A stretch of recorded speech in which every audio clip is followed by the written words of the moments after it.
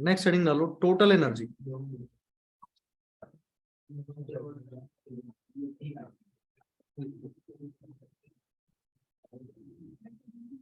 देखो E T लिख देते हैं या ई लिख देते हैं, दोनों में से कुछ भी लिखो ना।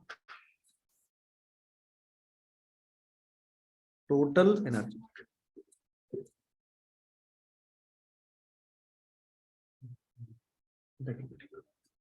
अब जिस सिस्टम को हम स्टडी कर रहे हैं तो उसके पास कौन कौन से टाइप्स की एनर्जी हो सकती है, वो सभी को अगर ऐड कर दिया जाए तो वो क्या होगा, टोटल एनर्जी। तो टोटल एनर्जी किसके बराबर होती है? देखो मान लो किसी कंटेनर के अंदर गैस प्रेजेंट है, तो उस गैस के पार्टिकल्स के पास क्या होगी, काइनेटिक एनर्जी। तो उसको क्या बोलते हैं हम, इंटरनल एनर्जी, यू से रिप्रेजेंट करते हैं ना, तो अभी लिखेंगे इसको क्या होता है, प्लस। अगर वो पूरा कंटेनर ही मोशन के अंदर हो तो उस कंटेनर में मतलब सिस्टम के पास क्या होगी, काइनेटिक एनर्जी। तो प्लस क्या हो सकता है, काइनेटिक एनर्जी ऑफ सिस्टम। अगर किसी हाइट पे हो तो gravitational potential energy, electric field में हो तो पोटेंशियल एनर्जी। तो और क्या हो सकता है इस पे, potential energy of system. You भी लिख, इंटरनल एनर्जी। ये यू किसको रिप्रेजेंट कर रहा है, इंटरनल एनर्जी। देखो हम कोई न्यूक्लियर एनर्जी की बात नहीं करते ना, क्योंकि हम नॉन रिएक्टिव गैसेस बोलते हैं। अब ये किसके बराबर होगा, ये यू क्या चीज है, इंटरनल एनर्जी। अभी इंटरनल एनर्जी भी समझेंगे क्या चीज होती है। अभी मैंने बोला था वैसे कि क्या चीज है, गैस के पार्टिकल्स की जो काइनेटिक एनर्जी है उसको क्या बोलते हैं हम, इंटरनल एनर्जी। अब ये तीनों एनर्जी है, पर जब हम केमिकल थर्मोडायनेमिक्स पढ़ते हैं तो हम बोलते हैं कि सिस्टम कहां पे प्रेजेंट है, रेस्ट पे। पूरा सिस्टम, तो मतलब काइनेटिक एनर्जी ऑफ सिस्टम क्या होगा, जीरो। और ना तो सिस्टम किसी हाइट पे प्रेजेंट है, ना इलेक्ट्रिक फील्ड है, ना मैग्नेटिक फील्ड है, तो पोटेंशियल एनर्जी भी क्या होगी, जीरो। तो पूरे केमिकल थर्मोडायनेमिक्स में टोटल एनर्जी किसके बराबर होगी, इंटरनल एनर्जी के। तो सिर्फ कौन सी एनर्जी कंसिडर करनी होती है अपने को, इंटरनल एनर्जी। तो क्या लिखेंगे इन chemical thermodynamics,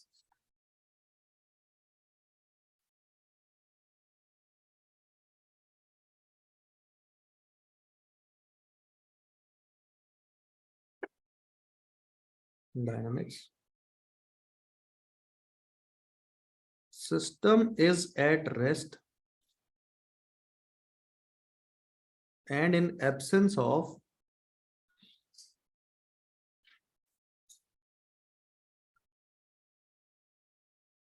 electric field and magnetic field। तो अगर ऐसा हुआ तो काइनेटिक एनर्जी ऑफ सिस्टम क्या लेंगे हम, जीरो। और पोटेंशियल एनर्जी ऑफ सिस्टम भी क्या हो जाएगी, जीरो। तो जो टोटल एनर्जी होगी वो किसके बराबर हो जाएगी, सिर्फ इंटरनल एनर्जी की। तो कहीं पे भी इंटरनल एनर्जी लिखा हो तो उसको टोटल एनर्जी भी बोला जा सकता है ना, ईटी या फिर E is equal to U. कि टोटल एनर्जी सिर्फ और सिर्फ किसके बराबर, इंटरनल एनर्जी की।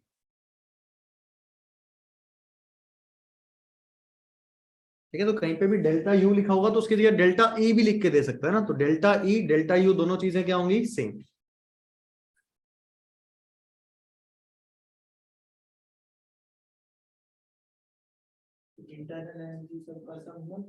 अभी आएगा।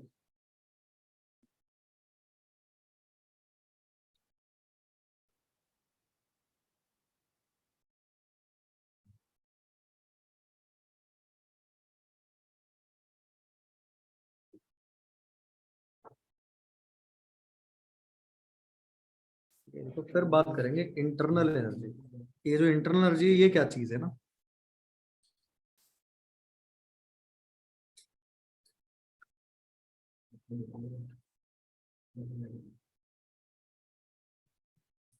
पेन ले ले किसी से, पेन दो उसको, लहर।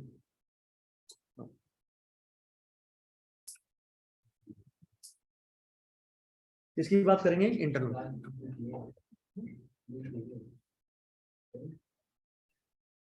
देखो इंटरनल एनर्जी क्या चीज होती है, जो गैस के पार्टिकल्स है अंदर उनकी जो काइनेटिक एनर्जी है। और काइनेटिक एनर्जी कितने टाइप की होती है, तीन तरह की, एक ट्रांसलेशनल, एक रोटेशनल और एक वाइब्रेशनल। ट्रांसलेशनल में पड़ी हुई है हाफ एम वी स्क्वायर, वो क्या होती है, ट्रांसलेशनल। रोटेशनल भी पड़ी होगी half I omega square. Vibrational kinetic energy कहीं भी नहीं आती ना भी, अगर पार्टिकल सिर्फ वाइब्रेट कर रहे हैं तो उनकी वजह से जो काइनेटिक एनर्जी वो कौन सी होती है, वाइब्रेशनल। तो जो टोटल इंटरनल एनर्जी है वो किसके बराबर होगी, इन तीनों काइनेटिक एनर्जी का sum, translational plus rotational plus vibrational. तो इंटरनल एनर्जी क्या चीज है, U इज इक्वल टू, ठीक है पहले तो ये लिखते हैं, काइनेटिक एनर्जी ये तीन टाइप की होगी प्लस, ऐसे लिख देते हैं केमिकल एनर्जी, पर ये जीरो मानेंगे क्योंकि नॉन रिएक्टिव गैसेज होंगी और कोई भी रेडियो एक्टिव एलिमेंट नहीं होगा, तो न्यूक्लियर एनर्जी भी क्या होगी, जीरो। तो हम क्या बोलेंगे कि पूरे केमिकल थर्मोडायनेमिक्स में नॉन रिएक्टिंग गैसेज ये दोनों टर्म्स क्या मानते हैं, जीरो। ना तो कोई न्यूक्लियर एनर्जी होगी, न्यूक्लियर एनर्जी कब होती है भाई, पार्टिकल्स के पास ये सारी एनर्जीज हो सकती है, काइनेटिक भी हो सकती है, केमिकल भी हो सकती है, न्यूक्लियर। न्यूक्लियर कब होती है, जिसका न्यूक्लियस अनस्टेबल होता है, वो टूटता है ना, तो वहां से क्या होती है, न्यूक्लियर एनर्जीज इन्वॉल्व होती है। तो ना तो यहाँ न्यूक्लियर माननी है ना यहाँ पे केमिकल, सिर्फ बची कौन सी, काइनेटिक। काइनेटिक कितने टाइप की, तीन, ट्रांसलेशनल, रोटेशनल और वाइब्रेशनल। तो जो इंटरनल एनर्जी यू होगा वो किसके बराबर बचेगा, सिर्फ, अभी इनको लिख देंगे, टी रिप्रेजेंट कर रहा है ट्रांसलेशनल को, आर रोटेशनल को, और वी किसको रिप्रेजेंट कर रहा होगा, वाइब्रेशनल। हटा तो दी केमिकल एनर्जी, वो तो आनी नहीं।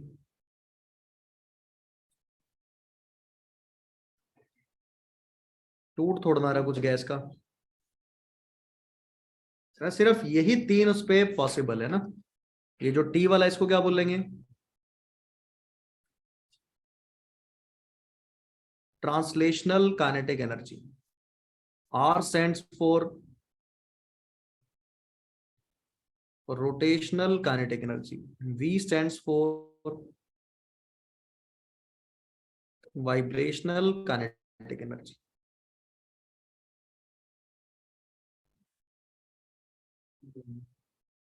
तो चाहे टोटल एनर्जी बोलो चाहे इंटरनल एनर्जी, दोनों सेम बात है। और इंटरनल एनर्जी किसके बराबर, सारे टाइप की काइनेटिक एनर्जी।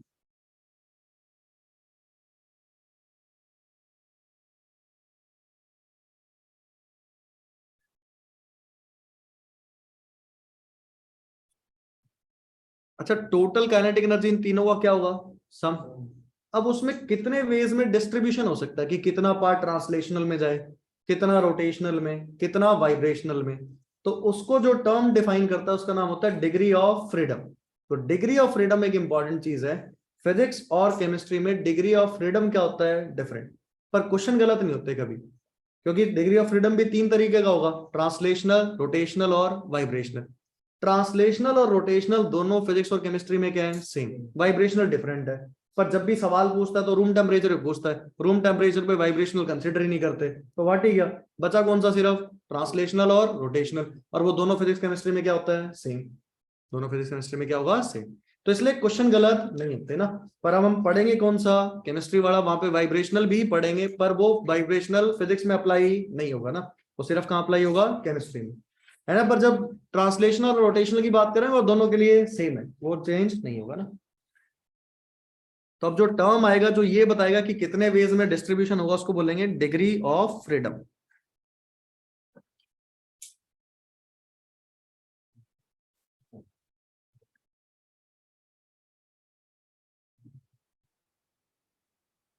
ठीक है, डिग्री ऑफ फ्रीडम क्या बताएगा, टोटल नंबर ऑफ वेज, कितनी तरीके से काइनेटिक, टोटल काइनेटिक एनर्जी को डिस्ट्रीब्यूट किया जा सकता है ना, कि कितना ट्रांसलेशनल में जाए, कितना रोटेशनल में, कितना वाइब्रेशनल में। तो क्या लिखेंगे, it is total number of ways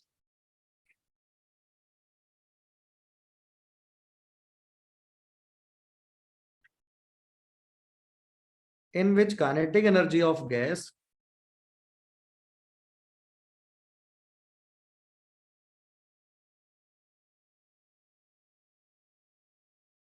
can be distributed. तो कितने वेज में काइनेटिक एनर्जी को डिस्ट्रीब्यूट कर सकते हैं ना। तो जो total degree of freedom F होगा वो भी कितने बराबर होगा, translational degree of freedom plus rotational plus vibrational.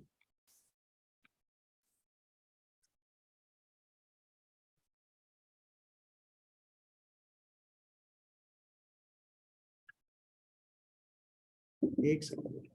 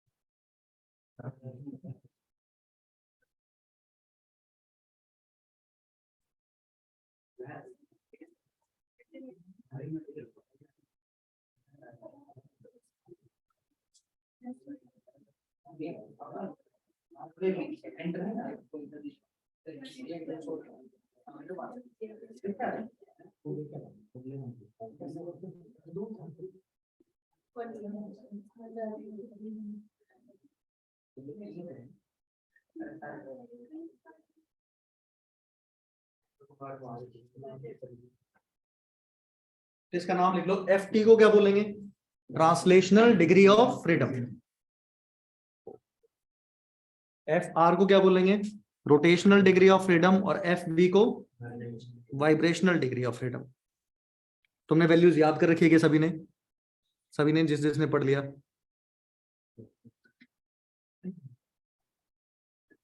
D short form में लिख दें, degree of freedom. R stands for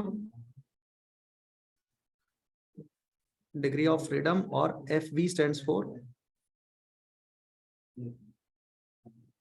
vibrational degree of freedom, है ना। आज बहुत आसानी से इसको निकालना सीख लेते हैं कि ये total degree of freedom, FT, FR, FV क्या चीज होती होगी ना।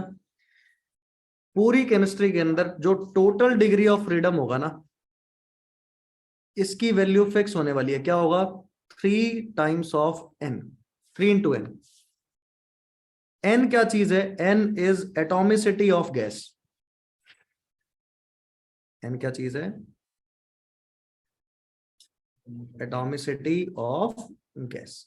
जैसे अगर मोनो एटॉमिक गैस है तो n की वैल्यू 1, डायटोमिक है तो n की वैल्यू 2, ट्राई एटॉमिक होगा तो n की वैल्यू 3। और जो ये होता है FT, अच्छा, ट्रांसलेशनल डिग्री ऑफ फ्रीडम क्या होता है? Half mv²। क्या 3 ही एक्सिस मान सकते हैं? एक x एक्सिस में जा सकता है, एक y और एक z। कितने डायमेंशन होते हैं? सिर्फ 3। तो कितने वेज में डिस्ट्रीब्यूट कर सकते हो ट्रांसलेशनल को? सिर्फ 3 तरीके से ना। FT की वैल्यू हमेशा कितनी होने वाली है? 3। ये कभी चेंज नहीं होने वाला ना।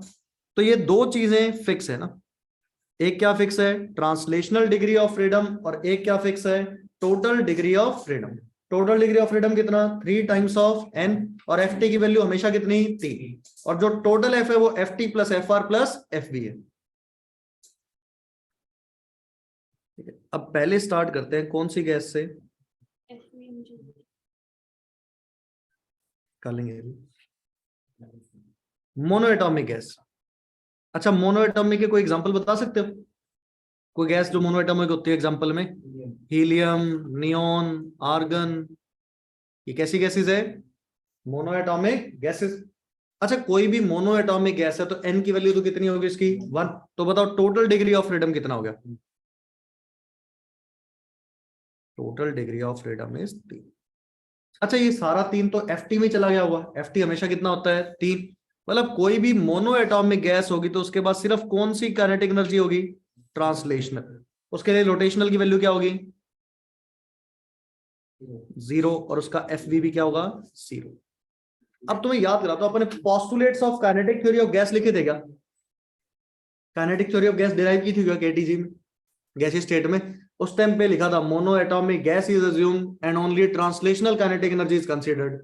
क्यों कंसीडर करते थे? क्योंकि मोनो एटॉमिक में ना तो रोटेशनल में काइनेटिक एनर्जी जाती, ना वाइब्रेशनल, सिर्फ कहां पे होती है? ट्रांसलेशनल। तो वहीं पे सारा खत्म हो जाएगा ना। तो टोटल डिग्री ऑफ फ्रीडम कितना? 3। Translational 3, rotational 0, vibrational 0।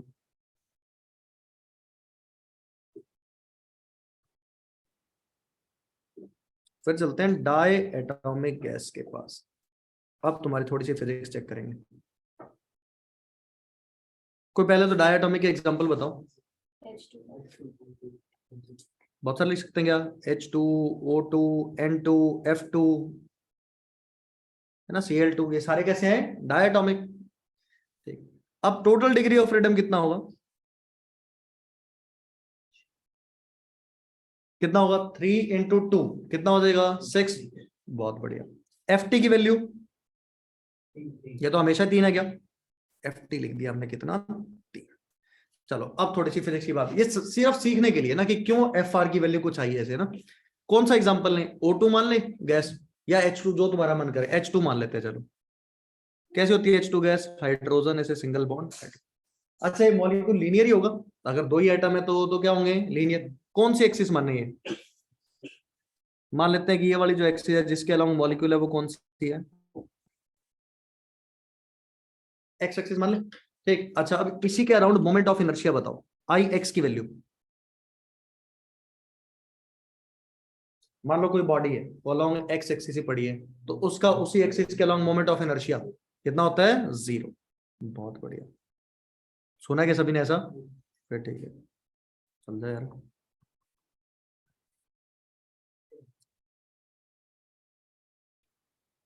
तो आई एक्स की वैल्यू क्या होगी इसमें, 0। सही है। अच्छा रोटेशनल काइनेटिक एनर्जी का फॉर्मूला क्या होगा, kinetic energy rotational along x axis half I x omega square, ये वैल्यू तो क्या होगी, मतलब इस मॉलिक्यूल की काइनेटिक एनर्जी रोटेशनल कभी एक्स में तो जा ही नहीं सकती, बची कौन सी एक्सिस, वाई और जेड, क्या सिर्फ दो ही एक्सिस होंगी क्या, तो मतलब कितने वेज में डिस्ट्रीब्यूट कर सकते हो, दो ही तरीके से, एक डायरेक्शन में तो क्या हो जाएगा इसका रोटेशनल 0, तो मतलब एफ आर की वैल्यू कितनी रही होगी यहाँ पे, 2। चेक करो, सही है, तो एफ भी कितना बच गया, 1।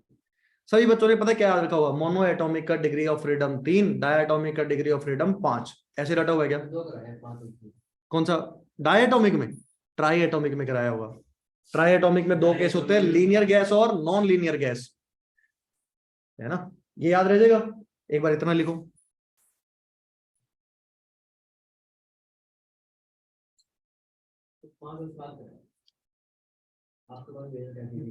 तो दिखा दे फोन में,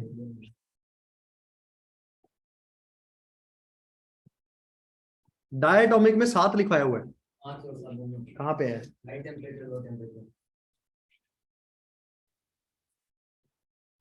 दिख ही नहीं रहा, ये मोनो एटॉमिक, डायटोमिक, फिर पॉलीट्रॉपिक, फिर डायटोमिक, हाई टेम्परेचर, ये आर क्या लिखा तूने, ये कौन सा डिग्री ऑफ फ्रीडम भाई, आर 3 लिखा है, फिर 5 लिखा है, अरे वो तो पॉलीट्रॉपिक है, वो तो अलग है, पॉलीट्रॉपिक क्या लिखा, पॉली एटॉमिक गैस होगी वो, पॉलीट्रॉपिक प्रोसेस होती है, पॉली एटॉमिक गैस होती है, पॉलीट्रॉपिक ही लिखवाया है, पॉलीट्रॉपिक पॉलीट्रॉपिक प्रोसेस होती है भाई, पॉली एटॉमिक गैस होती है, पॉली एटॉमिक गैस होती है, उसमें एफ टी की वैल्यू 3, एफ आर की वैल्यू भी 3, तो वो 6 बनता है F T plus F are. High temperature पे वाइब्रेशनल कंसिडर होता है, और फिजिक्स का वाइब्रेशनल क्या होगा, अलग होगा, फिजिक्स में वाइब्रेशनल सेंटर ऑफ मास से लेते हैं ना, पर हम कौन सा कंसिडर करते हैं, total minus F T F R, क्योंकि अपने वाइब्रेशनल का तो कोई रोल ही नहीं आता, सेंटर ऑफ मास की क्यों केमिस्ट्री में बात करें, वो उसको चेंज कर ले, पॉलीट्रॉपिक कुछ नहीं होता, पॉली एटॉमिक है वो, लिख लिया यहाँ तक। अब देखो जब ट्राई एटॉमिक की बात करेंगे ना, तब चीजें डिफरेंट होंगी। देखो ट्राई एटॉमिक गैस लीनियर भी हो सकती है और नॉन लीनियर भी हो सकती है। अब वो तो अपने को शेप पता होनी चाहिए मॉलिक्यूल की, ये कितने तरीके की हो सकती है, 2 तरीके की, लीनियर और नॉन लीनियर, 2 केस बनाएंगे इसके अलग अलग ना। पहले तो कोई लीनियर का एग्जांपल बताओ, ऐसी कोई ट्राई एटॉमिक गैस जिसकी शेप लीनियर हो,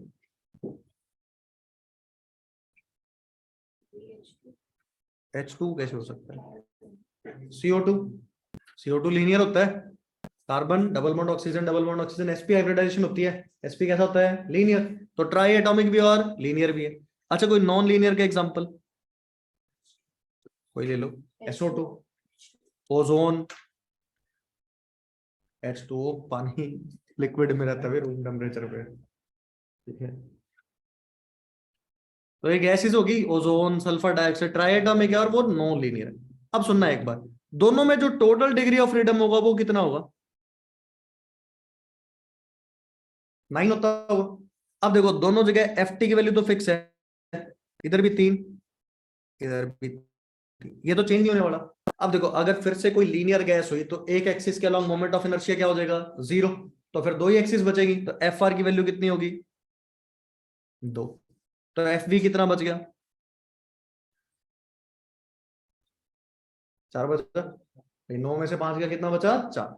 अच्छा यहां अगर एफ आर लिखेंगे, अगर कोई नॉन लीनियर है तो किसी एक एक्सिस के अलॉन्ग मोमेंट ऑफ इनर्शिया 0 तो नहीं हो सकता, क्योंकि वो तो लीनियर होता पूरी एक्सिस के तभी होता। तो मतलब तो तीनों डायरेक्शन में जा सकते हैं काइनेटिक, एक्स में भी, वाई में भी और जेड में भी। तो एफ आर की वैल्यू कितनी? 3। तो एफ भी कितना रहेगा? 3। चेक करो सही है क्या? तो सिर्फ एक डिफरेंस कहां पे आ रहा है? रोटेशनल में आ रहा है क्या? अगर कोई लीनियर हो गया तो रोटेशनल में क्या होने वाला है उसके अंदर? F R 2। और अगर नॉन लीनियर हुआ तो एफ आर कितना होगा? 3। ठीक है, एफ टी हमेशा कितना होगा? 3। एफ बी निकालने का तरीका, total minus F T plus F are, कि टोटल में से F T plus F are minus कर दो, जो बचेगा वो क्या होगा? F P. लिख लो इसको। नॉन लीनियर में एफ आर में वाई जेड मतलब, हाँ तीनों में जा रहा है एक्स वाई जेड, तभी तो एफ आर की वैल्यू 3 लिखी। किसी भी डायरेक्शन के अलाउंग 0 नहीं हुआ, तीनों डायरेक्शन बची हुई है, तो 3 वेज में डिस्ट्रीब्यूट हो सकता है। ठीक है, रटने से ज्यादा ये याद रखो, total value 3n, F T always 3। F R की वैल्यू 2 कब होगी? जब लीनियर होगा। नॉन लीनियर होगा तो एफ आर कितना होगा? 3। एफ भी कहीं नहीं जरूरत पड़ेगा, ना फिजिक्स में ना केमिस्ट्री में।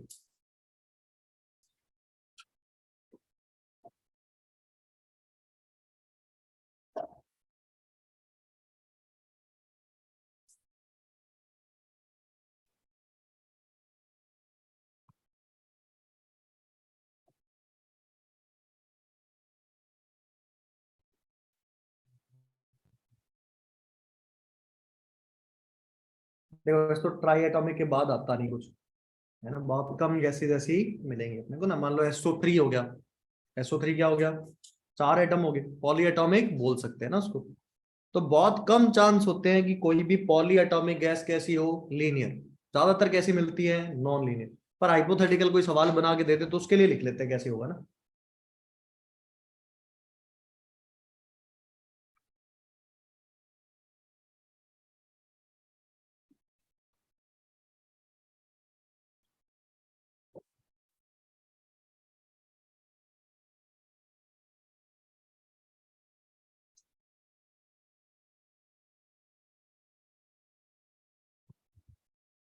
बताओ टोटल डिग्री ऑफ फ्रीडम।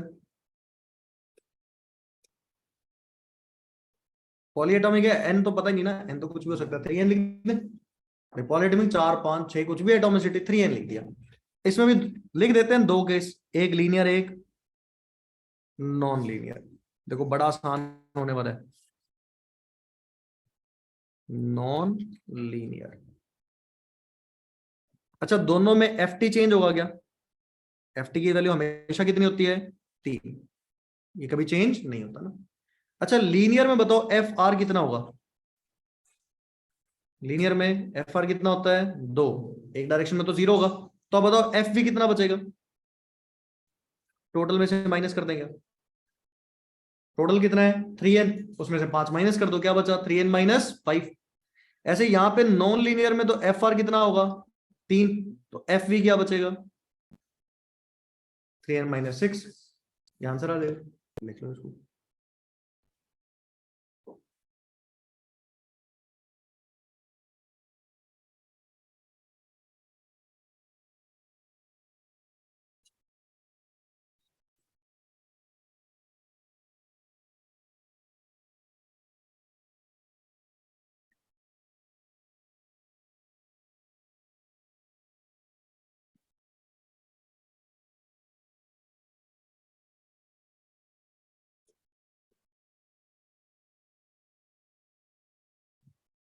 ये देखो फिर नोट डाल के बात करेंगे।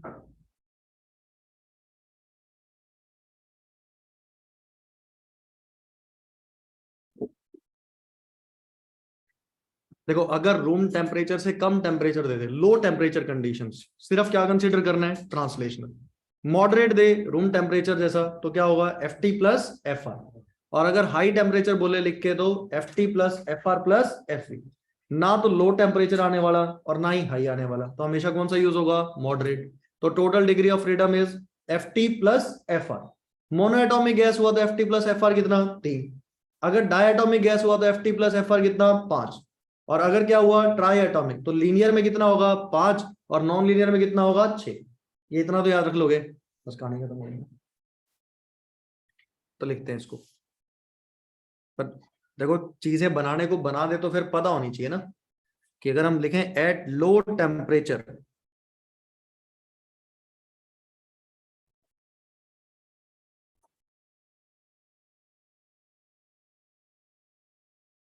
Only F T is considered.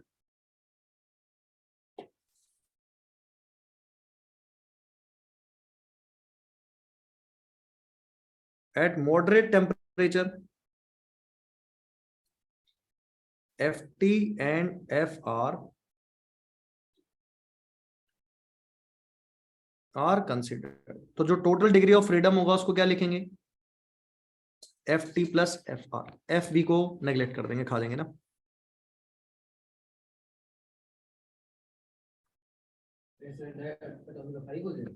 क्या कह रहे हैं, डायटोमिक के लिए किसमें, टोटल 6 लिखा है डायटोमिक। एक तो वाइब्रेशनल है ना, तो वाइब्रेशन, हाँ 5 होगा। मॉडरेट टेम्परेचर होगा तो F T plus F are लेना, एफ वी को कंसिडर नहीं करना ना।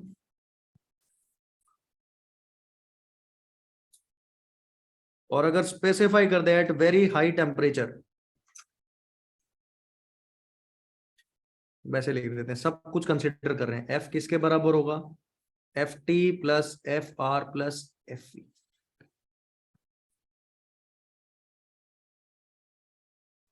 फिर तीनों कंसिडर कर रहे हैं ना, है ना। कहीं पे भी वाइब्रेशनल यूज नहीं होगा, हर जगह क्या यूज होगा, मॉडरेट वाला, रोटेशनल प्लस ट्रांसलेशनल।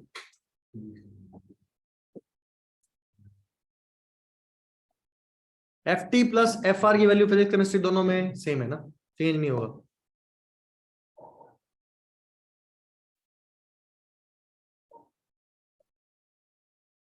और फिर से रिपीट कर रहा हूँ, फिजिक्स में कुछ चीजें गलत भी लिखवाएंगे लोग। CO2 उनको पता नहीं होता लीनियर है, वो ट्राई एटॉमिक लिखवाते ही नहीं, मोनो एटॉमिक डायटोमिक सीधा चिपकाते हैं पॉली एटॉमिक। और पॉली एटॉमिक में आंसर लिखते हैं एफ, एफ की वैल्यू कितनी है, F T plus F are 6। इतने माइनस मिलेंगे जिसकी कोई हद नहीं होगी ना, क्योंकि जैसे CO2 हो गया गैस, CO2 गैस होते क्या बनेगा, एफ टी कितना, 3। एफ आर कितना, 2। उनके दिमाग में नहीं आता कि कोई ट्राई एटॉमिक गैस लीनियर हो सकती है या नहीं हो सकती, क्योंकि वो शेप ऑफ मॉलिक्यूल कहाँ का वर्ड है, केमिस्ट्री का, केमिकल बॉन्डिंग का ना। 6 लिखवा दो, उनको पता ही नहीं ना CO2 भी होती है। बिल्कुल खूब गलत होंगे, खूब अब देखो मैंने क्यों अलग अलग करा, ट्राई एटॉमिक अलग और पॉली एटॉमिक अलग, क्योंकि ट्राई एटॉमिक गैसेस कुछ ऐसी भी हो सकती हैं जो कैसी होंगी, लीनियर। तो अगर कोई लीनियर हो गया तो एफ आर कितना हो जाएगा, 2। तो फिर क्या बन जाएगा, 5 हो जाएगा ना। और नॉन लीनियर गैस हुई SO2O3 टाइप। तो और केमिस्ट्री में तो कई बार क्वेश्चन में स्पेसिफाई भी करता है, consider a try atomic gas which is linear, और फिर कैलकुलेट इंटरनल एनर्जी। तो अब अपने को क्या यूज करना पड़ेगा, F T plus F are कितना, 5। उसने बोल दिया लीनियर है। किसमें, जो हम शेप्स पढ़ते हैं, जो मेन मेन गैसेस पढ़ते हैं, उसमें यही आती है। और सारी कौन सी शेप हो जाती है, बेंड शेप ना, लोन पेयर बचना शुरू हो जाता है। किसी भी में लोन पेयर बच गया, 2 बॉन्ड पेयर, तो वो शेप कैसी हो जाएगी, बेंड शेप, तो फिर वो लीनियर बचेगा ही नहीं। अब नेक्स्ट लिखो इसमें। अब देखो ये तो वेज आए ना, कि कितने वेज से डिस्ट्रीब्यूट होगा, पर टोटल जो था वो क्या था, kinetic energy, translational, rotational, vibrational, वो इस फॉर्म में निकालना सीखते हैं। तो उसको हम बोलते हैं equipartition law of energy.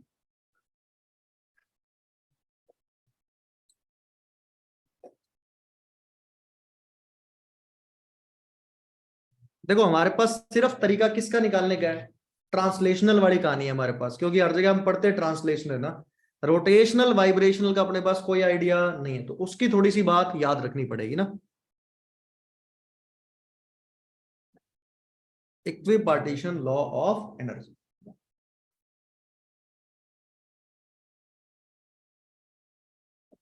Gas state वाली कॉपी तो कोई भी नहीं लाया होगा ना, चलो घर जाके देखना ऐसे। KTG kinetic theory of gas, उसमें ऐसे लिखते थे only translational kinetic energy is considered, था ऐसा। और उसमें एक फॉर्मूला था काइनेटिक एनर्जी पर मॉलिक्यूल का, कोई बता सकता है कितना था? आगे 3/2 KT, बोल्ट्जमैन कांस्टेंट। 3/2 RT क्या होता था? पर मोल। अच्छा ये तो टोटल काइनेटिक एनर्जी है। अब देखो ट्रांसलेशनल काइनेटिक एनर्जी को कितने वेज में डिस्ट्रीब्यूट कर सकते हैं? 3 में। कितने वेज में कर सकते हैं? 3। ये तो टोटल है ना। तो बताओ अगर 3 वेज से कर रहे हैं तो अलग अलग डायरेक्शन में कितनी मिली होगी? इसको डिवाइड बाय 3 कर देंगे, कितना बना होगा? 1/2 KT, 1/2 KT, 1/2 KT। तो मैं ऐसा बोल सकता हूं काइनेटिक एनर्जी ट्रांसलेशनल पर मॉलिक्यूल पर डिग्री ऑफ फ्रीडम, तो वो कितना रहा होगा? चेक करो, 1/2 KT हो जाएगा। कितना होगा? 1/2 KT। 3 ही वेज में डिस्ट्रीब्यूट कर सकते हैं, तो अगर इसको डिवाइड बाय 3 करूंगा तो कितना बनेगा? 1/2 KT। अब अगर ऐसा बोल दे कि एक काम करो, काइनेटिक एनर्जी ट्रांसलेशनल पर मॉलिक्यूल की जगह पर मोल बताओ, तो वो K की जगह क्या हो जाता है? R, क्योंकि K मल्टीप्लाइड बाय N क्या हो जाता है? Gas constant R। अगर यही बोल दे कि एक काम करो इसको N मोल्स के लिए बताओ, फॉर N मोल्स एंड पर डिग्री ऑफ फ्रीडम, तो क्या हो जाएगा? 1/2 इंटू NRT। अगर यही बोल दे कि एक काम करो kinetic energy translational for N mole and F degree of freedom, FT लिख दूं, तो क्या बनेगा? FT/2 into NRT। देखो ये बनेगा क्या? तो ये क्या हो गया? काइनेटिक एनर्जी कौन सी? ट्रांसलेशनल। किसकी फॉर्म में ले आए हम? डिग्री ऑफ फ्रीडम की फॉर्म में। सेम जैसा ये डिग्री ऑफ फ्रीडम के लिए किसके लिए होता है? ट्रांसलेशनल में। सेम किसके लिए होता है? रोटेशनल के लिए। पर वाइब्रेशनल के लिए कहानी क्या चलती है? डिफरेंट। एक बार सुन लो, बाद में नोट करना। देखो सेम कहानी किसके लिए चलती है? Same for rotational kinetic energy. तो एक बात हो, काइनेटिक एनर्जी अगर रोटेशनल लिखें फिर से पूरा ऐसे फॉर N मोल, और कौन सा डिग्री ऑफ फ्रीडम होगा इसमें? FR degree of freedom. तो क्या बनेगा? FR/2 इंटू में NRT। सही है। पर वाइब्रेशनल के लिए बात करते हैं ना, काइनेटिक एनर्जी वाइब्रेशनल पर मॉलिक्यूल पर डिग्री ऑफ फ्रीडम, ये याद ही रखना पड़ेगा, इसका कोई इलाज नहीं। क्या चीज होगा? और सभी जगह क्या चल रहा था? Half KT। यहां पे क्या होता है? K multiplied by T। तो अगर यहां से क्या निकालें? Kinetic energy vibrational for N mole and FV degree of freedom, तो बताओ क्या बनेगा? FV multiplied by NRT। पर मोल कर दिया ना, N मोल्स के लिए क्या हो जाएगा? NRT। तो हमने कौन कौन सी चीजें आ गई? क्या ये रोटेशनल हो गया? ये वाला क्या हो गया? वाइब्रेशनल। ये वाला क्या हो गया? ट्रांसलेशन। अगर इन सभी काइनेटिक एनर्जी को जोड़ दिया जाए तो क्या हो जाएगा? Internal energy. इंटरनल एनर्जी यही थी, ट्रांसलेशनल, रोटेशनल और वाइब्रेशनल। ये सारी कहानी भूल जाएंगे अभी 1 मिनट के अंदर ना। ये तो बताया कि आया कैसे, याद पता क्या रखना है? ये वाली कहानी। अब इसके बाद जो लिखेंगे, ट्रांसलेशनल प्लस क्या था? रोटेशनल प्लस क्या था? वाइब्रेशनल। तो क्या फॉर्मूला बन जाएगा देखो। अच्छा, जो ट्रांसलेशनल और रोटेशनल है वहां से क्या कॉमन आ जाएगा? NRT बचेगा क्या? FT/2 प्लस FR/2, और वहां से प्लस क्या होगा? FV। तो क्या ऐसे लिख सकते हैं? FT plus FR divided by 2 plus FV multiplied by NRT। Check करो क्या चीज हो गया ये? टोटल इंटरनल एनर्जी का क्या हो गया ये? फॉर्मूला। अब ये भी भूल सकते हैं हम, कभी वाइब्रेशनल की तो जरूरत पड़ेगी नहीं। पता क्या लिखेगा? Eight moderate temperature. तो देखो अब तुमने याद क्या रखा होगा? तुम सभी ने याद कर रखा होगा U is equal to F/2 NRT। ये याद किया होगा सभी ने। अब वो F क्या चीज होता है उसको लिखते हैं। बताओ मॉडरेट टेम्परेचर पे कौन नेग्लेक्ट हो जाएगा? एफ वी नेग्लेक्ट हो जाएगा, तो लिखते हैं एफ वी इज नेग्लेक्टेड। तो क्या बन गया, u is equal to F T plus F R by 2 multiplied by N R T. और फिर जो total degree of freedom F है उसको ऐसे लिख देता है, क्या लिख दो, F T plus F R. तो u क्या बन गया, F by 2 N R T. ये फॉर्मूला याद कर सकते हैं कि टोटल जो इंटरनल एनर्जी अभी जो आएगी मॉडरेट टेम्परेचर पे वो क्या होगी, एफ बाय 2 इंटू एनआरटी। यहाँ पे एफ क्या चीज है, F T plus F R. F भी कंसिडर नहीं किया। अगर बोल दे कि पूरा फॉर्मूला बताओ बिना किसी टेम्परेचर के, तो क्या होगा, F T plus F R by 2 plus F V और पूरे मल्टीप्लाई क्या होगा, एनआरटी। तो पूरा फॉर्मूला आ जाएगा। तो मैं ये भी याद रह गया तब भी काम चल जाएगा, सिर्फ इसी से सारे क्वेश्चन सॉल्व हो जाएंगे ना। अगर मान लो कोई गैस मोनो एटॉमिक हो तो एफ की वैल्यू कितनी बनेगी, 3। भाई एफ की वैल्यू कितनी, 3, F T plus F are. अगर डायटोमिक हुआ तो कितना बनेगा, 5, F T plus F R. तो 5/2 एनआरटी या फिर 3/2 एनआरटी। लिखो इसको ऊपर से। पर ये सारी कहानी आई कहां से, काइनेटिक थ्योरी ऑफ गैसेस से ना। जैसा ट्रांसलेशनल वैसा ही रोटेशनल, पर वाइब्रेशनल के लिए हाफ केटी की जगह केटी याद करना पड़ेगा ना।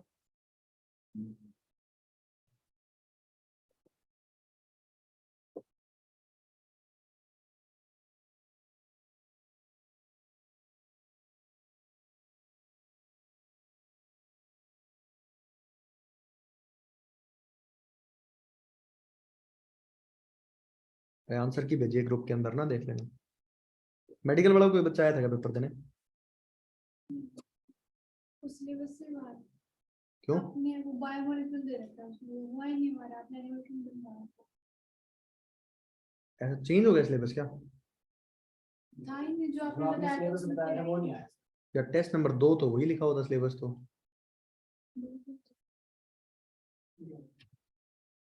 तो सिलेबस ही चेंज, तो फिजिक्स केमिस्ट्री तो थी, दो तो सेम थे। केमिस्ट्री में तो सेम था सिलेबस। नहीं वो शुरू में उसके क्वेश्चंस थे वो देखा तो है क्वांटम नंबर्स। हाँ वो कुछ क्वेश्चन मोल के डाले हुए थे पिछले। मैं वो पहले क्वेश्चन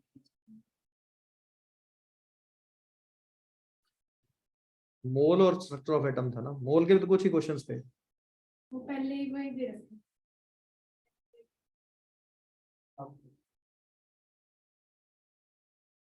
एनिमल किंगडम में क्या आता है, बोन कार्टिलेज यही आता है क्या, तो ये सिलेबस कैसे बदल गया यार, पेपर तो वही है, इसी में सब देख के बताया था। ऐसा चेंज ही हो गया क्या ये,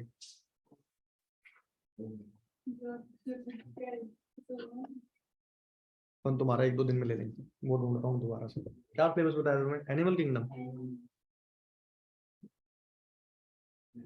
याद है मैंने सिलेबस पुराना डाउनलोड कर लिया और पेपर नहीं पढ़े हैं।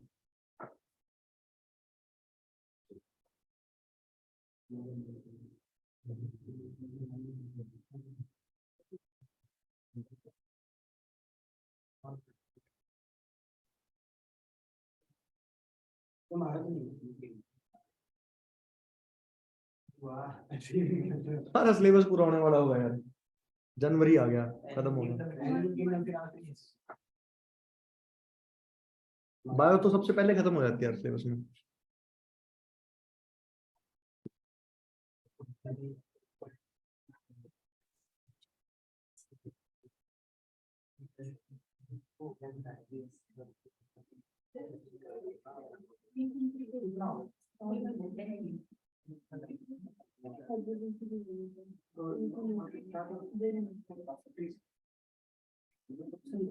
मेडिकल वाले कितने बच्चे हैं, 2, 3, 4। मैथ तो किसी ने नहीं लिया हुआ तुम में से ना,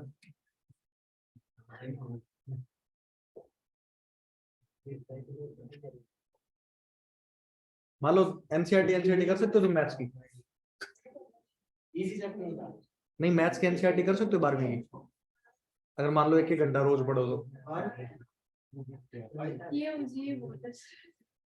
कर लेगा घंटा एडिशनल ले लियो 12वीं में। दो ऑप्शंस हो जाएंगे ना।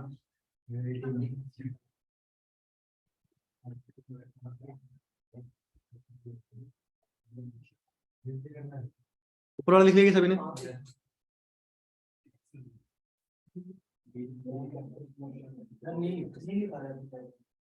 तुम बातें मार रहे हो आपस में।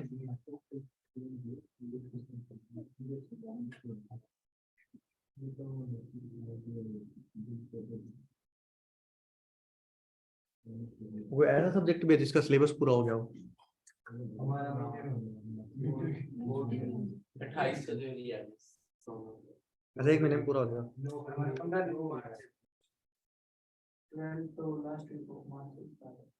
लास्ट वीक ऑफ मार्च से कौन कह रहा था ऐसा? अच्छा, हमारे भी 9 मार्च तक है। फिजिक्स का तो हो ही रखा है। उसका तो क्या, उसका तो कई महीने पहले उसने तो खींचा है बस सिलेबस। खूब छुट्टियां करी होंगी तुम्हारे बीच में। आज भी क्लास नहीं है क्या?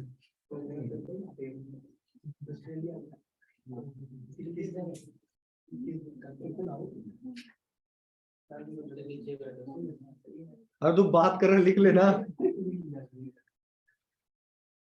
अब दोबारा नहीं करूँगा ऊपर।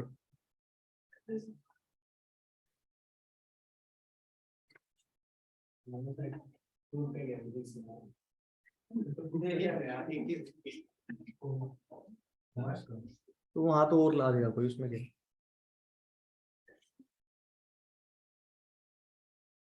तुमने कौन से मास्टर को देख के फीस दी थी? आकाश के नाम पे दी थी, वही पढ़ाए अंदर।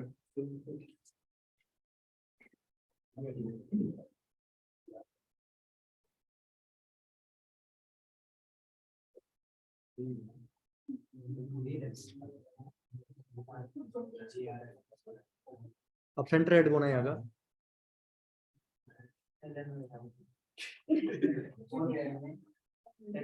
पहले कौन था? रसूल। केमिस्ट्री पढ़ाई। अब उस वो भी एलएन में चला गया क्या?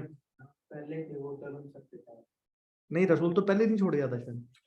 तो है तो वापिस आ गया। वो तो नॉन मेडिकल पढ़ाता होगा। वो सही है, उसने मेरे खूब दुकानदारी चलवाई है।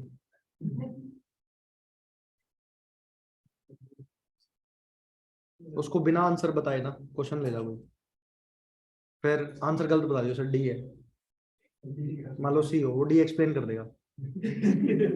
हाँ करके देखिए, अजमाई भी बात है उसके साथ। तो वो ए बी सी डी चारों एक्सप्लेन कर सकता है। ऐसा जो तुम्हें सही लगो मान लेना।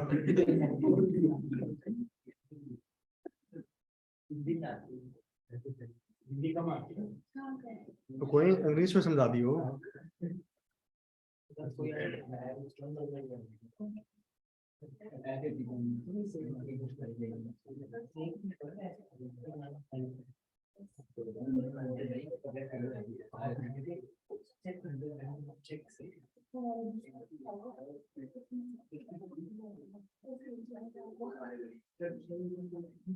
कर लेगा नोट।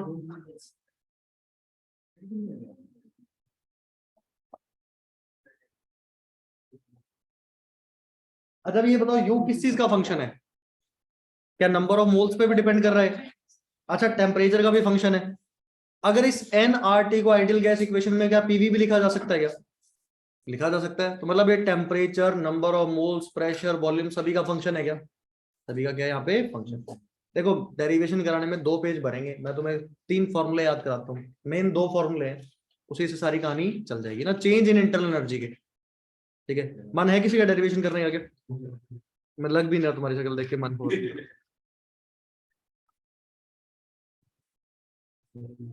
प्लस लिखो, u is a function of number of moles, temperature, pressure and water. अब हम डिग्री ऑफ फ्रीडम को हटा के specific molar heat capacity at constant volume में कुछ फॉर्मूले लिखेंगे ना। तो इसको नोट करो और फिर लिखना change in internal energy. Change निकालते हैं ना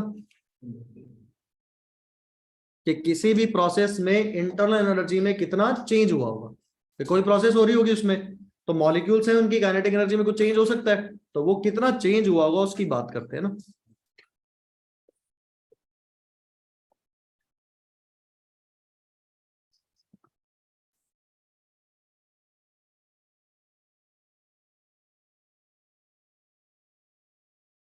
चेंज इन इंटरनल एनर्जी।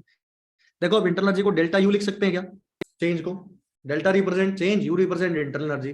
अब बहुत जगह डेल्टा यू को क्या लिखता है, डेल्टा ई। क्यों लिखता है डेल्टा ई, क्योंकि टोटल एनर्जी और इंटरनल एनर्जी क्या होते हैं, सेम। तो हमने यू को ई लिख दिया, तो डेल्टा ई लिख दो उसको चाहे, तो डेल्टा यू लिखो या फिर डेल्टा ई। अच्छा गैस कितने टाइप की होती है, एक गैस, रियल गैस और सुनिए सभी ने। अच्छा आइडियल गैस की equation PV is equal to NRT, सारे साथ बोलेंगे भाई साहब। रियल गैस की equation PV by B, PV by B. B by T. हाँ तू बता, रियल गैस की इक्वेशन नहीं आती तुम्हें, ए और बी में आएगी। क्या होता है, रट लो इसको, P plus A N square by V square, लिख लिख के देखा करो 2-3 बार ना, A N square by V square into V minus N B is equal to N R T. Chemistry में खूब जरूरत पड़ेगी, फिजिक्स में कभी रियल गैस नहीं आती, हमेशा कौन सी गैस होती है, आइडियल। पर केमिस्ट्री में हर जगह फंसा लेगा रियल गैस। तो रियल गैस की इक्वेशन 2 बार खुद से लिखे हुए याद हो जाएगी, P plus A N square by V square into V minus N B is equal to N R T. नहीं तो और आसान होता है, 2 टर्म याद कर लो, 2 टर्म कौन से, plus A N square by V square minus N B, P में तो प्लस वाला जोड़ना है, वी में से माइनस एन बी करना है, is equal to N R T.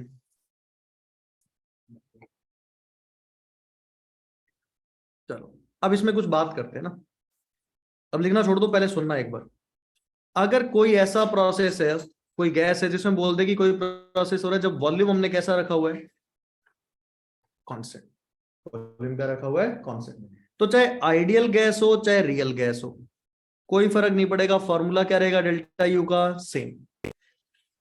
Ideal gas हो या फिर कौन सी गैस हो, रियल गैस, डेल्टा यू का फॉर्मूला दोनों के लिए सेम है, N into CV into delta T. बताओ सीवी क्या चीज है, क्या नाम था, molar heat capacity at constant volume, CV था गई। तो डेल्टा यू क्या हो गया, N into CV into delta T. एक बार पेज पलट के देखो, क्या यही क्यूवी था क्या, यही क्या चीज था, क्यूवी। तो कहीं पे भी डेल्टा यू बोल दे और वॉल्यूम कांस्टेंट बोल दे, क्या डेल्टा यू को हीट एट कांस्टेंट वॉल्यूम बोल सकते हैं क्या, क्या बोला जा सकता है, हीट एट कांस्टेंट वॉल्यूम, क्योंकि दोनों का फॉर्मूला सेम ही है, चाहे क्यूवी लिखो चाहे डेल्टा यू लिखो। पर दूसरी चीज आएगी, अगर इसमें वॉल्यूम कांस्टेंट नहीं हुआ तो क्या होगा, if volume is not constant, तो फिर से 2 केस होंगे, एक कौन सी गैस होगी, आइडियल गैस, एक कौन सी गैस होगी, रियल गैस।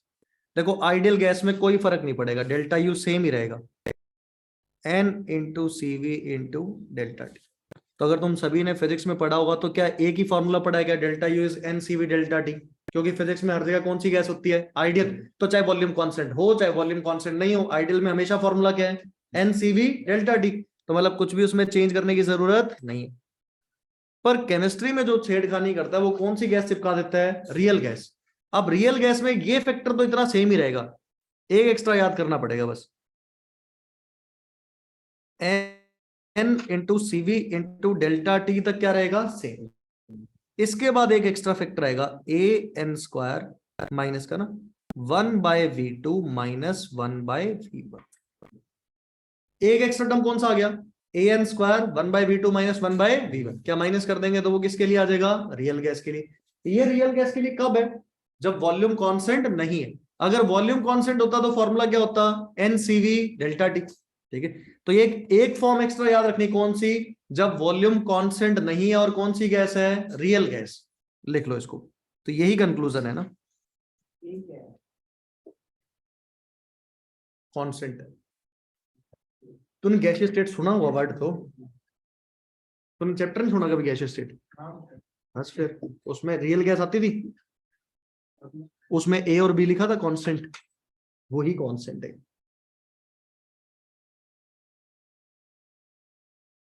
अच्छा V1 क्या चीज है, इनिशियल वॉल्यूम, V2 क्या चीज है, final volume, delta T change in temperature T2 minus T1। साथ साथ में बोलोगे रटा जाएगा। आइडियल गैस वॉल्यूम कांस्टेंट हो चाहे नहीं हो, delta U N CV delta T. Real gas volume constant N CV delta T. Real gas volume not constant N CV delta T minus A N square 1/v2 minus 1/v1। Answer आ गया।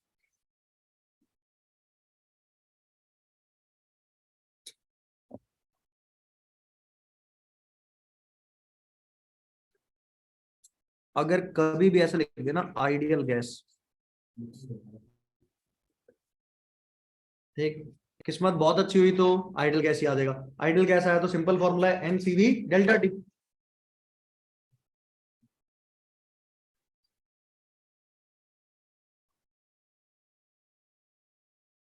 अब इसको एक नाम लिख देंगे, delta use यहां पे जब आइडियल गैस होगा also called as heat at constant volume.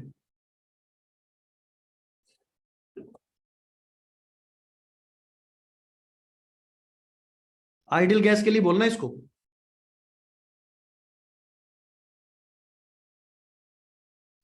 क्योंकि आइडियल गैस में चाहे वॉल्यूम कांस्टेंट हो चाहे नहीं हो, हमेशा ये रहना तो यही एनसीवी डेल्टा टी। तो क्या डेल्टा यू को हमेशा बोल सकते हैं heat at constant volume?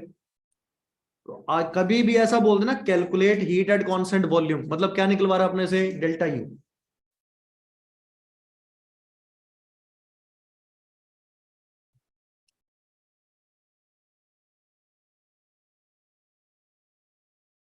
CV की वैल्यू कैसे निकलेगी? हाँ, लिखवाया ही नहीं अभी तक। मैं तो फिजिक्स की नॉलेज पूछ रहा हूँ। हाँ भाई, कहाँ गया वो हैप्टिक? कौन देख लिया होगा इसको पीडीएफ से। अब देखो सीवी की वैल्यू बड़ी आसान है निकालनी ना, F/2R। एफ निकालना सीख लिया, डिवाइडेड बाय 2। आर क्या चीज है, गैस कांस्टेंट है ना। वो अब देखते हैं वो F/2R आया क्यों, उसकी थोड़ी सी बात करते हैं।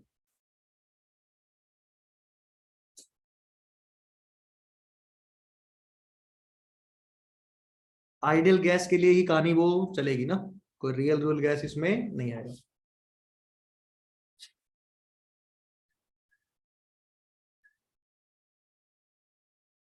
देख लिया सभी ने?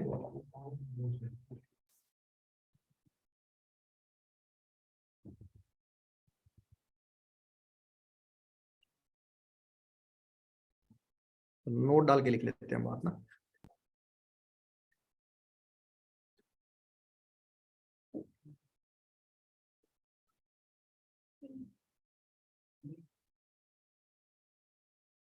चलो एक बात, तो अगर मॉडरेट टेम्परेचर हो तो हमने अभी यू क्या लिखा था एफ की टर्म्स में, लिखते हैं F T plus F R by 2 into N R T. लिखा था कैसा अभी मॉडरेट टेम्परेचर पे? अच्छा, F T plus F R, इसको एफ लिखना था क्या हम, तो F/2 NR हो गया। तो बताओ डेल्टा यू क्या होगा? अमाउंट ऑफ गैस फिक्स है तो चेंज क्या हो रहा होगा, सिर्फ टेम्परेचर। तो क्या होगा F/2 into N into R into delta T. Check करो यही बन जाएगा क्या, डेल्टा यू क्या हो जाएगा F/2 N into R into delta T. अब ऐसी मॉडरेट टेम्परेचर के साथ साथ गैस लिख देते हैं, कौन सी है? अभी आइडियल गैस के लिए डेल्टा यू क्या निकाल के लाए थे हम, N into CV into delta T. क्या दोनों को कंपेयर कर सकते हैं इक्वेशन 1 इक्वेशन 2? कंपेयर 1 एंड 2 कर देते हैं, दोनों ही डेल्टा यू के फॉर्मूले। तो N CV delta T is equal to F/2 into N R delta T. क्या क्या कैंसिल हो जाएगा, एन से एन कैंसिल, डेल्टा टी से डेल्टा टी कैंसिल, तो बचा क्या F/2R। तो देखो सीवी की वैल्यू क्या बन गई,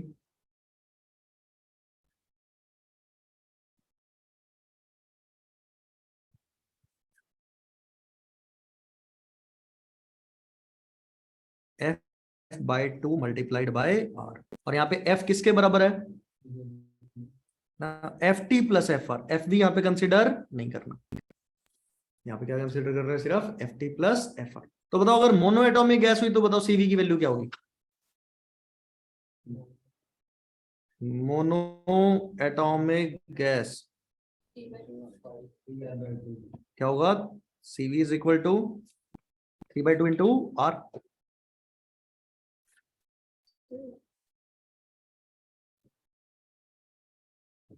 डायटोमिक गैस हुआ तो क्योंकि Ft प्लस Fr कितना होता है? 5।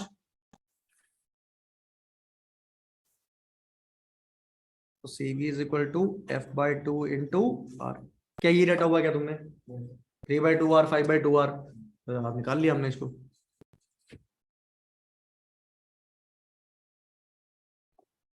अगर कम याद रखना हो तो ये रटा जाना। CV 3/2 are 5/2 are. मोनोएटॉमिक के लिए 3/2 आर, डायटोमिक के लिए 5/2। ट्राइएटॉमिक लीनियर हुआ तो triatomic linear 5/2 R. Ft plus Fr 5 ही होगा। ट्राइएटॉमिक नॉन लीनियर 6/2 आर तो कितना हो जाएगा? 3 आर।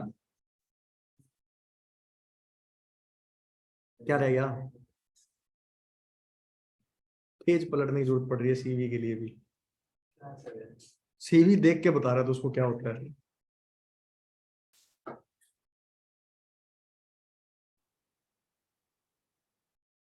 थर्मोडायनेमिक्स में हर फॉर्मूले की डेरिवेशन है, सब कुछ डिराइव किया जा सकता है। अभी देख यहाँ पे, अब रटा तो यही हुआ ना MCV डेल्टा टी। अब पता है क्या करेगा? CV टेम्परेचर का फंक्शन दे देगा। अभी देख करते हैं। CV ये तो कांस्टेंट मान रहे हैं ना, CV लिख देता है टेम्परेचर का फंक्शन, फिर डेल्टा यू कैसे निकालें? तो फिर इंटीग्रेट करना पड़ता है ना, देखते कैसे करते हैं।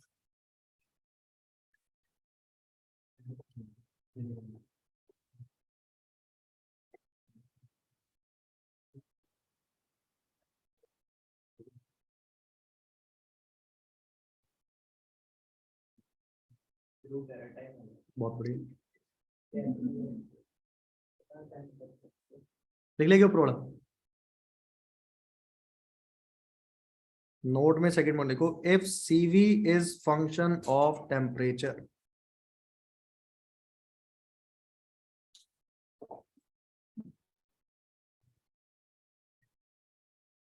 अगर CV टेम्परेचर का फंक्शन हो जाए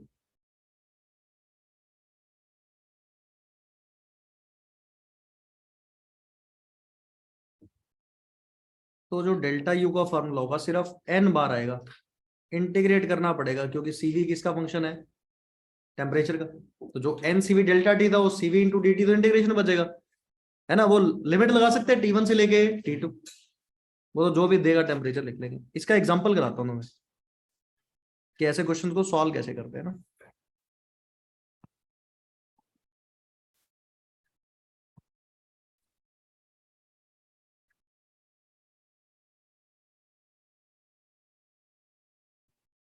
ऐसे लिख दे, CV is equal to A into में T प्लस B इंटू में T स्क्वायर। CV टेम्परेचर का फंक्शन हो गया क्या? तो अब बताओ डेल्टा यू का फॉर्मूला क्या होगा? n तो 12 आ जाएगा, A T plus BT square, A और B कॉन्स्टेंट है, इंटू DT। लिमिट लगाए थे T1 से लेके T2। उसको इंटीग्रेट कर सकते हो क्या? बताओ फिर क्या होगा? n तो एज इट इज रहेगा। AT का इंटीग्रेशन क्या होगा? AT square by 2। और B इंटू टी स्क्वायर का क्या हो जाएगा? B बार टी स्क्वायर का बताओ। T³ bye 3। और लिमिट क्या होगी? T1 से T2। अब कैसे सॉल्व करेंगे? Upper limit minus lower limit, पहले T2 पुट कर देंगे, फिर माइनस क्या पुट कर देंगे? T1। सॉल्व हो जाएगा। देख लो उसको। तो इस तरीके से फिर डेल्टा यू कैलकुलेट करेंगे ना। कौन सा? नहीं नहीं, वो तो मैंने फंक्शन कुछ भी दे सकता है, वो एग्जांपल है। इफ CV ऐसा फंक्शन दे दे, जरूर थोड़ा ना ऐसा दे, सीधा कुछ भी लिख सकता है, A ऑफ LNT लॉग, कुछ भी दे सकता है। उसमें क्या है, 1/T लिख दे, इंटीग्रेशन यूज होगा बस। इसमें गिवन क्या है? CV जैसे मैंने दे दिया, गिवन है ये।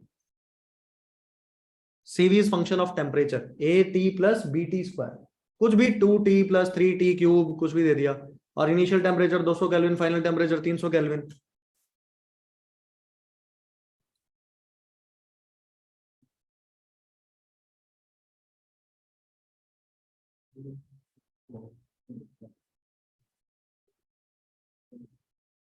डेल्टा यू पॉजिटिव का मतलब क्या है? इंटरनल एनर्जी बढ़ेगी या घटेगी? डेल्टा यू पॉजिटिव मतलब इंटरनल एनर्जी बढ़ रही, delta U negative internal energy क्या हो रही है? कम। तो ये डिपेंड किस पे करेगा? डेल्टा टी पे।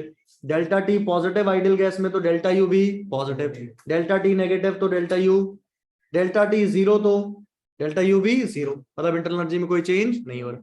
तो अगली क्लास में इस पे क्वेश्चन करेंगे ना। तो एलन का इंटीग्रेटर वो बोला गया 1/t बोलना था।